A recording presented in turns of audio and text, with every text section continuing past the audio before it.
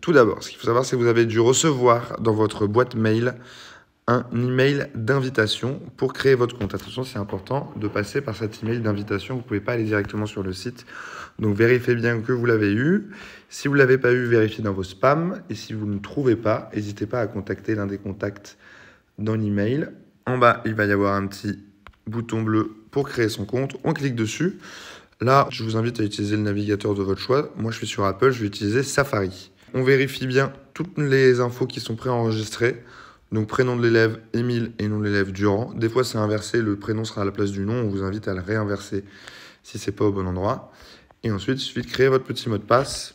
L'important, attention, c'est qu'il y ait bien une majuscule et un caractère spécial. Hop, on appuie sur créer. Vous pourrez se connecter directement là.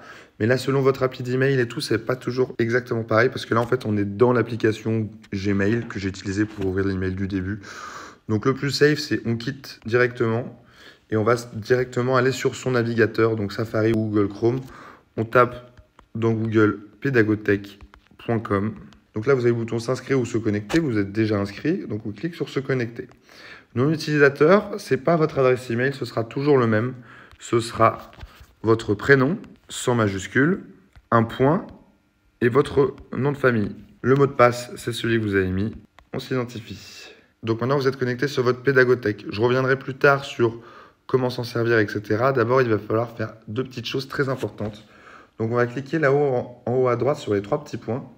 Hop, on va cliquer sur Profil et Préférences. La première chose, ça va être de mettre une petite photo de profil, histoire que votre prof repère bien qui vous êtes et tout ça. On ne va pas appuyer sur la photo de profil, mais sur le bouton Télécharger, que vous voyez en dessous de toutes les petites bulles. Hop, et là, vous pouvez utiliser vos photos dans votre téléphone ou prendre une petite photo rapidement. Hop, utiliser. La deuxième chose, ça va être les emails de notification. Donc, par défaut, Pédagothèque va vous envoyer un email à chaque fois qu'un prof vous a partagé à vous ou à votre enfant un nouveau morceau à travailler, une nouvelle partition, etc.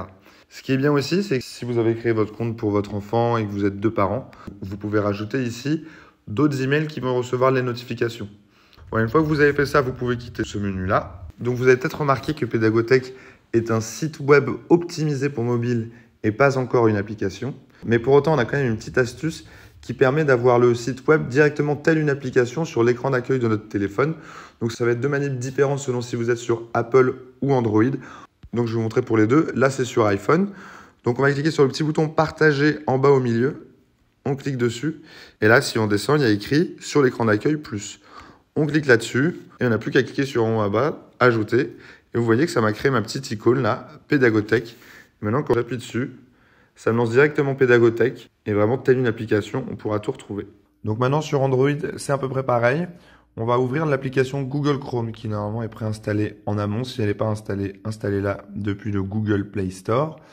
On clique directement sur l'application. Donc on se connecte à notre profil Pédagothèque, etc. avec vos identifiants et vos mots de passe. On appuie sur les trois petits points, pas du site Pédagothèque, mais bien de l'application Google Chrome, les trois petits points tout en haut à droite. Et là, on va avoir un bouton qui va soit s'appeler ajouter à l'écran d'accueil ou alors installer l'application. On va faire ajouter à l'écran d'accueil. Hop, ajouter. Ça écrit installation de Pédagothèque en bas à droite. Et voilà, maintenant qu'on clique dessus, c'est la même chose, ça ouvre Pédagothèque telle une appli.